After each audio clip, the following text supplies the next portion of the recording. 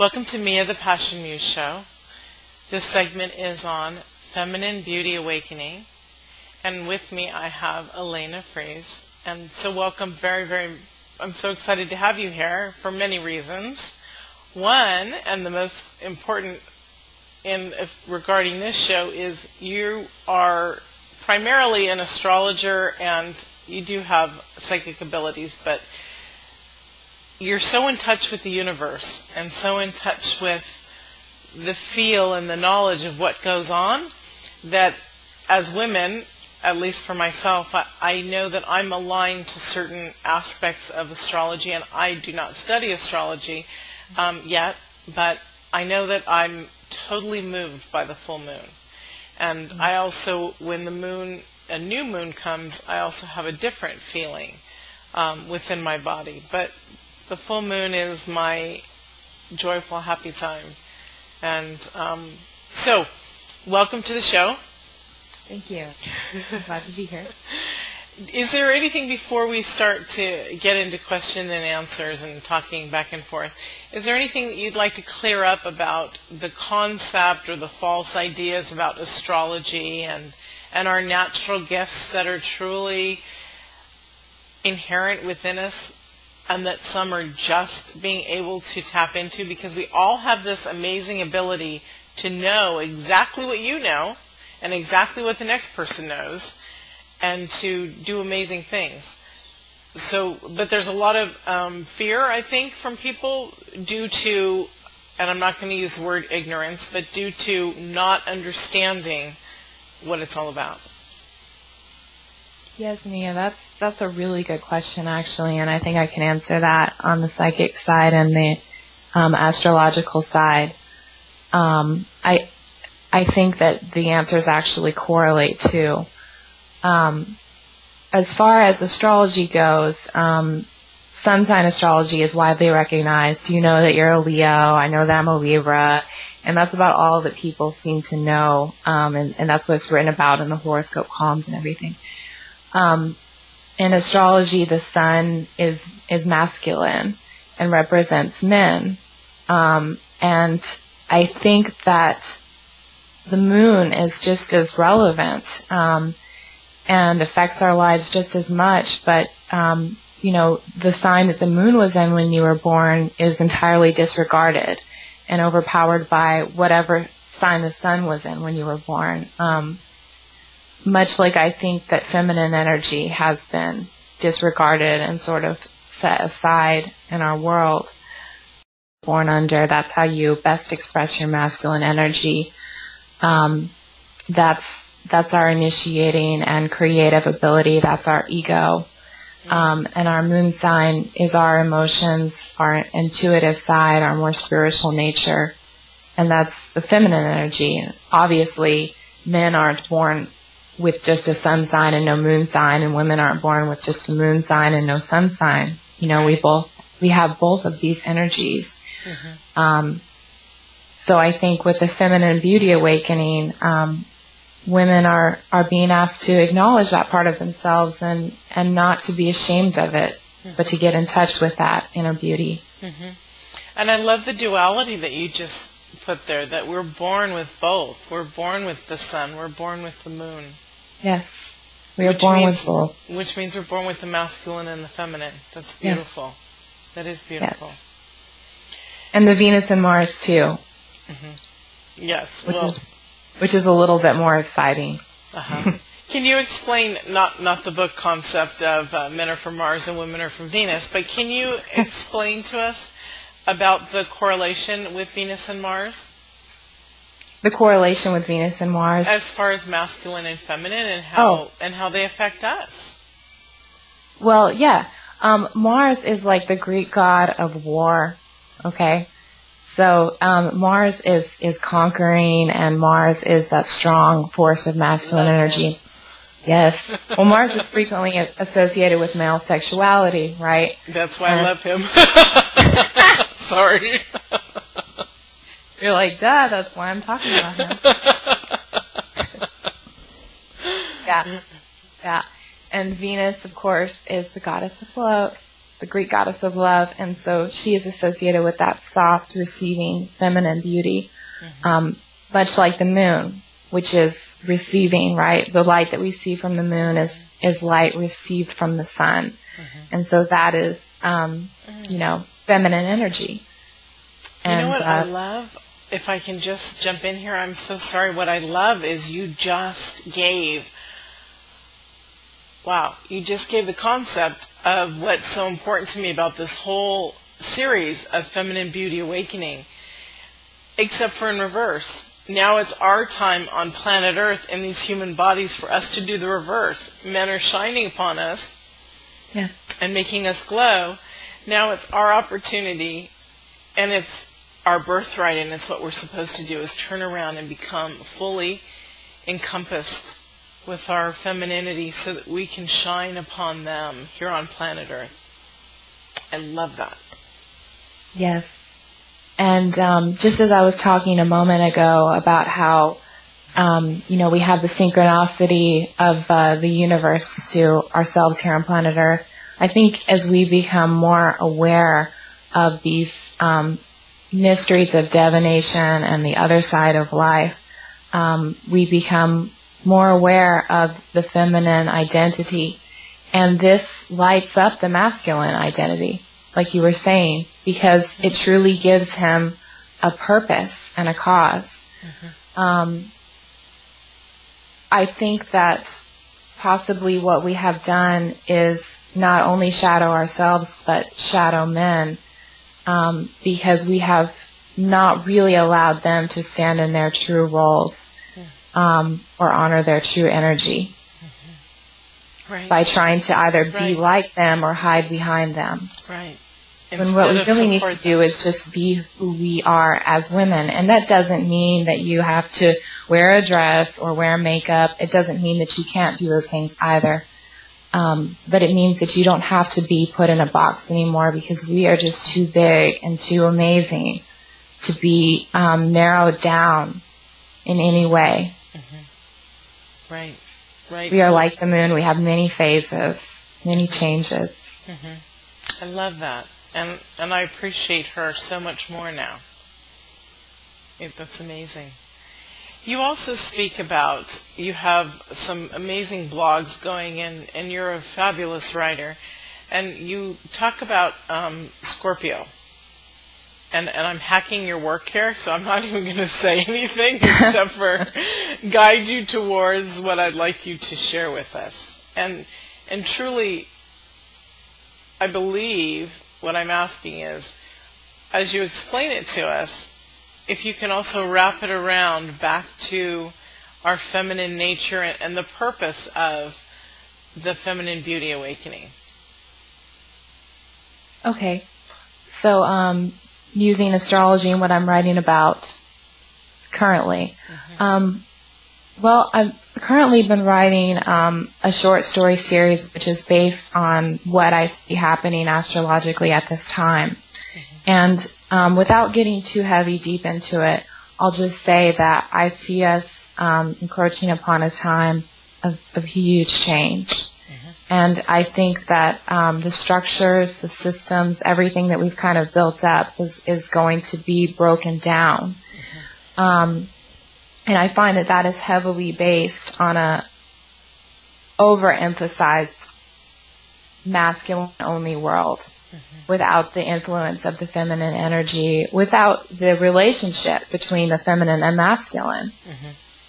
And so I think that is how we as women tie into what is happening now, is that our influence gives the addition of the spiritual and emotional energy to mankind, where for so long what we have seen is initiating masculine, warlike, even materialistic energy just dominate. Until it's become not only the positive of masculine energy, but also the negative, and that's where the war and the materialism comes in. We need a balance with the feminine energy in order to bring out the good of the masculine energy, because there is not anything wrong with masculinity or men. They're great. And I think that's one huge mistake of feminism, is that it really seems to cut down on the men, while at the same time asking women to behave like men. And that's a very confusing message for both genders. I don't think it doesn't, and there's nothing. Not only has it knocked the access of masculinity way off, onto being such a masculine energy vibration on planet Earth, but it keeps people down. It keeps people in the wrong. It's like it's putting them in pegs. Instead of allowing them to be flowing free, it's putting them in their little spaces. And we're not made to be put into little spaces. We're not made to have, for centuries or thousands of years, millennia, we're not made to be quiet. We're not made to just go to war and to conquer, men. And the women are not made to be like little children, where they're seen and not heard, more or less, and to only please and to provide. We're here to receive. We're here to make sure that love is balanced. If we're not in our right space, we're not growing our future generations in the right space. And that's what has evolved. It's going to take many, many, many, many generations to redefine our cellular growth, because cellularly it's all brought down upon each child that is born, and then they grow up, and then their children. Not only are we restructuring the teachings of how we love in this revolution that we're creating, but it gives a safety net for men and women to come together in a more harmonious way, outside of those little pegs that they were put into. And that's how I would really love to see this process of mankind, womankind, for the femininity to being feminine, being a woman myself. This is what moves me. But what moves me is to protect and to serve and to honor, and this is how I can honor my male counterpart. I love men, all men. I love the male energy. I love everything about them. I love everything, every aspect. And I think that women are afraid, and they need to get beyond that fear in order to support men fully and wholly. We can't be afraid that they're stronger than us and they're going to hurt us. We can't be afraid that they're going to make us be quiet, or we can't go out, or we can't do this or that. When there's love working and creating, and we're living in this type of environment and aspect, when there's love, how can there be fear? Because love is a light, and fear is darkness, and the light is always brighter than darkness. That is so true. That is so true. And as women, I think sometimes we are so busy trying to fight off the masculine energy because it has sort of taken over the world, and we feel like there's no place for us. But what we really have to do in order to make a place for ourselves is receive that light from men and from ourselves, just as the moon receives light. Right. And we can reflect that love and that light onto others and onto our fellow women. As you were saying earlier, I think we were speaking and you said we can no longer be competitive with each other as women, and I think that is really so true, because that is not feminine. Right. To be so competitive. That is a negative embodiment of masculine energy. Right. That was when you were interviewing me on the opening segment for this. Yes.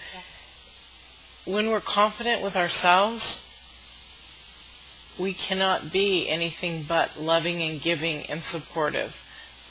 We're strong. I had an experience just recently that just brought me back around to the true essence of me, of who I am. And I was dating this man at one point who preferred blondes and Barbie dolls and things like that, but he loved me. And it was really, really hard, because if he would like dart off and check out this woman, I'm very, very confident. And before this happened, I was the most confident little minxy thing there was, And then when I would notice that he's looking at, these blondes that are, first of all, most of their hair is dyed, and I'm not trying to be rude or anything, or they have implants or whatever. It's not the natural beauty that was shining forth. And I found myself being negative towards these women. I found myself calling them a name that I would not, and I said, wait a minute, okay, I'm not in the right relationship, because I will not put down another woman because some man has made me feel less than who I loved. Doesn't matter. We're here to serve each other. We're here to love. And it just showed me what kind of relationship was I in, feeling that way. I didn't feel good about myself. So that has to stop, that negativity. So my small point here is about the competition. I wholeheartedly believe we are not in competition with each other. We're here to support and to love. And when I realized what I was saying, it made me sick, because when I realized that I was calling a beautiful woman, and I'm not talking about her physique, I'm talking about her soul. She is a woman like me, a sister. When I was referring to a sister like that, it just made me feel, it didn't resonate with me. And I just said, I can't do that. Look at me. I'm changing. I can't change. I'm only trying to change for the good, not to reverse and to be competitive, because I don't believe in that. So I'm glad you brought that up, because truly there is no competition. And you're right. When we're in alignment with ourselves, that beautiful femininity that we have, we are shining so bright to our male counterparts, because they feel it, and they're in their right alignment. Sometimes they have a protection towards us, and it's kind of awesome. It's kind of sexy, not an overpowering, but just a different love base than what women give to each other. A masculine love is different, and it's beautiful, and we need it. And if we are heterosexual, we absolutely need that. So you're right, no competition, because there's enough for everyone. We all look different, our mates all look different, and not everyone is made for each other. They say only 5% will match us. Well, fine. I'm willing to wait, or, find my own, meaning that, the girl down the street that I, walked past yesterday and said hello to, she has a beautiful man waiting for her, because that's her divine right as well. Yes. And we're not here. We're here to grow ourselves. We're not here to grow so that we can catch a mate. That's not what it's about either. But the beauty is, when you're grounded, balanced, and centered, you shine, and what comes is your divine right for harmony, connection, relationship, if that's truly what that individual desires. So, that's cool. I have a question about astrology. When I was a little girl looking up at the stars on camping trips, we used to look at the Milky Way and things like that. Now, those are galaxies, right? Mm-hmm. Small. So, are those considered masculine and feminine? Galaxies I believe, have the asteroid belt in them, and I don't think that they are considered either one. Don't quote me on that because I'm not quite sure, but I'm thinking that they're not considered either one. I know that one of the more famous asteroids, Chiron, there's a couple of pretty well regarded, well known asteroids that are considered either masculine or feminine. Like there's the asteroid Juno, which rules marriage, and she was, the wife of Zeus and everything. Or Chiron is a masculine asteroid. But I'm not sure about just the whole asteroid belt, if it's masculine. Related and interrelated to the gods of Greek and Roman mythology. Mm-hmm. And other mythology that us as people in the United States, and since this is a web TV show, it's going out worldwide, but we're not as familiar with other people's early thought processes as well, because arrogance will will keep us, we're only going to teach this to our children instead of opening up love of everything.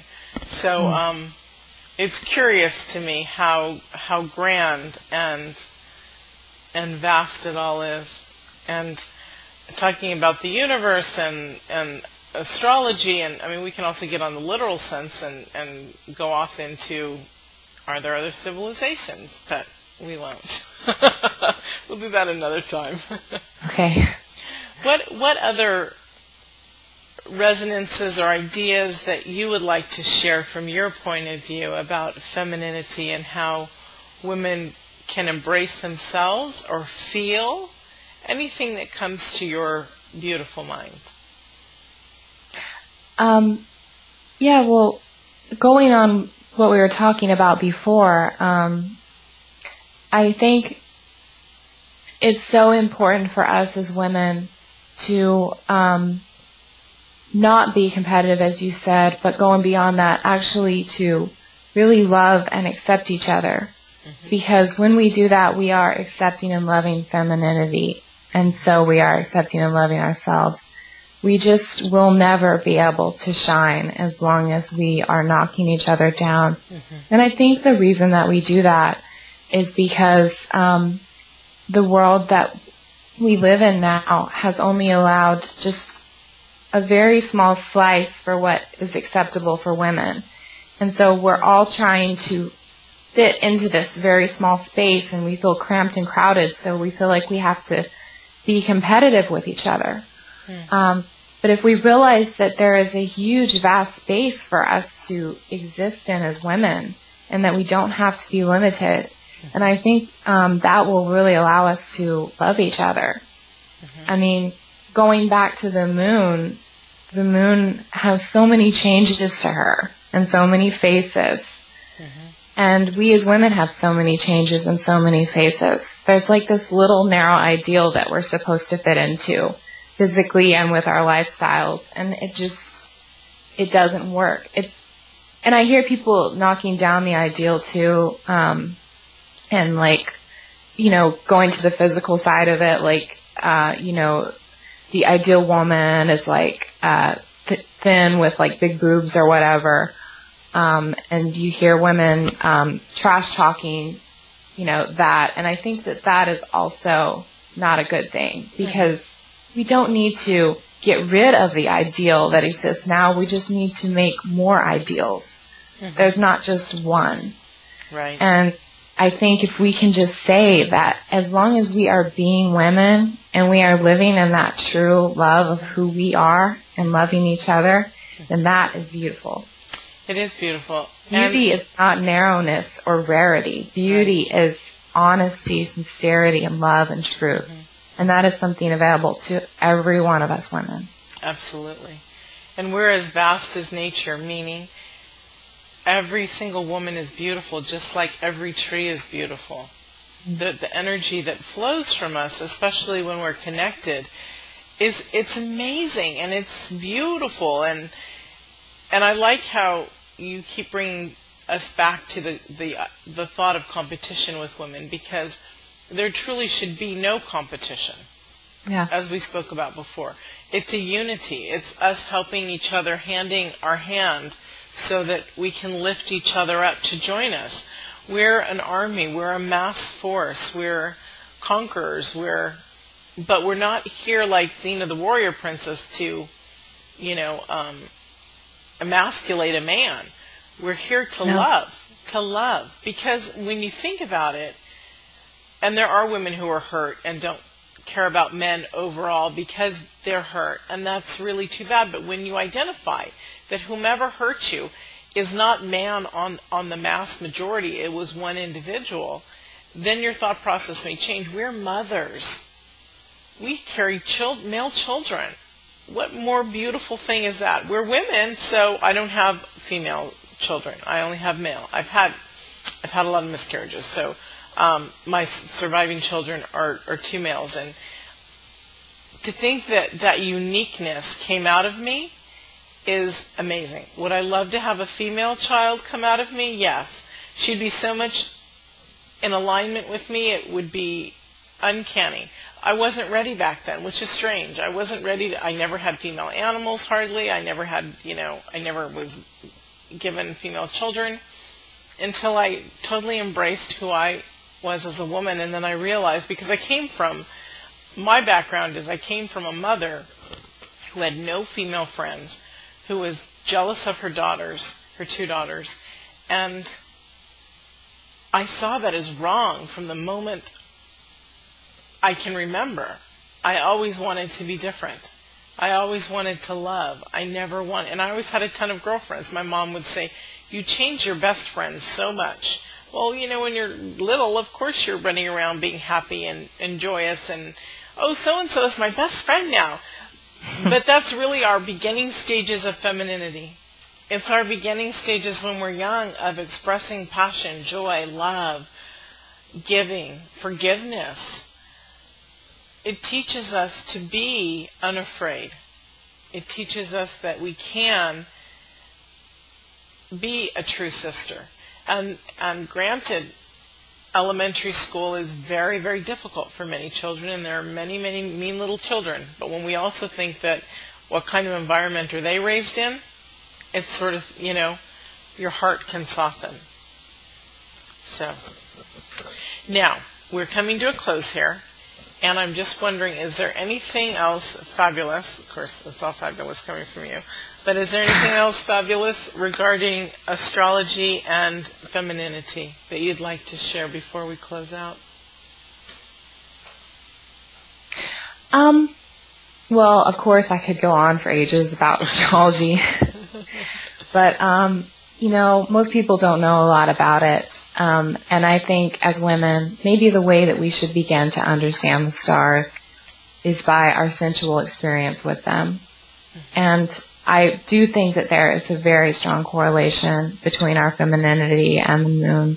So to any women watching this, I would encourage you to notice all of the ways in which the moon affects you, to go out and literally stand underneath the moon and look at it and see how it makes you feel inside.